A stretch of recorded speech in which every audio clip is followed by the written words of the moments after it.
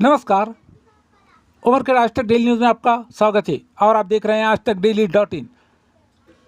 बदलापुर की घटना के खिलाफ मां विकास आघाड़ी ने काली पट्टी बांधकर किया धरने आंदोलन।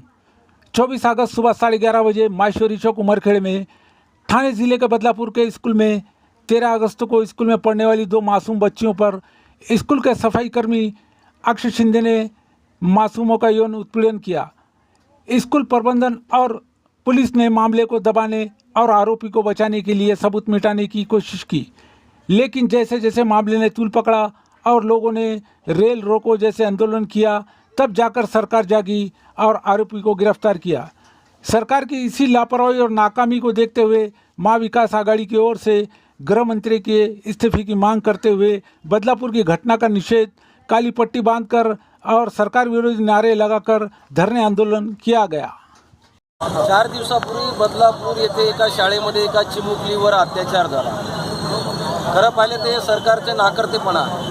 सरकारने याच्यामध्ये जाऊन सखोल चौकशी करून त्या आरोपीला सजा तात्काळ द्यायला पाहिजे, पण सरकारने तसं केलेलं नाही आहे। त्याचं कारण असं आहे की ती शाळा एका आरएससीची आहे, भाजप प्रणित नेत्याची शाळा आहे, म्हणून सरकारने त्याची तात्काळ चौकशी केलेली नाही आहे। खरं पाहिलं तर 2 तासाच्या आत 3 तासाच्या आत गुन्हा दाखल करायला हवा होता, पण सरकारने 4 दिवस झाल्यानंतर तो गुन्हा दाखल करायला हवा।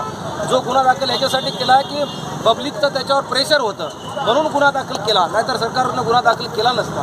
तेव्हा माझी विनंती आहे सरकारला की याच्यामध्ये तात्काळ चौकशी करून पीडितेला न्याय द्यावा। बाकी राज्यामध्ये ज्या पद्धतीनं विशेषतः लहान मुलीवर अत्याचार होत आहेत, त्याचा निषेध म्हणून आज संपूर्ण राज्यभर बंद पाळणार होतो, परंतु सुप्रीम कोर्टाचा आदेश म्हणून या ठिकाणी सुप्रीम कोर्टाचा आदर करून आम्ही जाहीरपणानं त्यांचा निषेध करत आहोत। ज्या पद्धतीनं गृहमंत्री असो की सरकार असो अयशस्वी ठरलेलं आहे, तेव्हा त्यांनी राजीनामा द्यावा अशा पद्धतीची महाविकास आघाडीच्या वतीनं मी त्यांना या निमित्तानं जाहीर आवाहन करतो। बदलापुर की जो घटना हुई है उस घटने के निषेध के लिए यहाँ सब लोग जो इकट्ठा हुए हैं। महिलाओं को 1000-1500 देने के बला उनको सुरक्षा देना चाहिए, लेकिन इस देश के गृह मंत्री महिलाओं को सुरक्षा नहीं देते। इस देश में सामान्य लोगों को सुरक्षा नहीं मिलती, इसलिए मैं मेरे तरफ से मांग करता हूँ कि इस देश के गृह मंत्री ने आपका उनका इस्तीफा देना चाहिए। ये मेरी खुद की मांग है। बदलापूर निषेधार्थ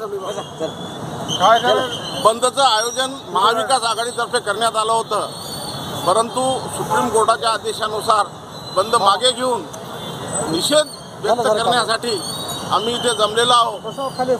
बदलापूर घटनेचा निषेध आम्ही सर्व करत आहोत, परंतु या निष्काळजी सरकारनं जे 12 तास लावले गुन्हा दाखल करण्याला, कारण ती एका भाजप नेत्याची शाळा होती आणि भाजप नेत्याची शाळा असल्यामुळे तिथं जाणून बुजून उशीर करण्यात आला आणि पुरावे नष्ट करण्यात आले असा आमचा आरोप आहे। तरी त्या आरोपीला भर चौकात फाशी देण्यात यावी आणि या सरकारनं जबाबदारी व्यक्त करून घेऊन राजीनामा द्यायला पाहिजे।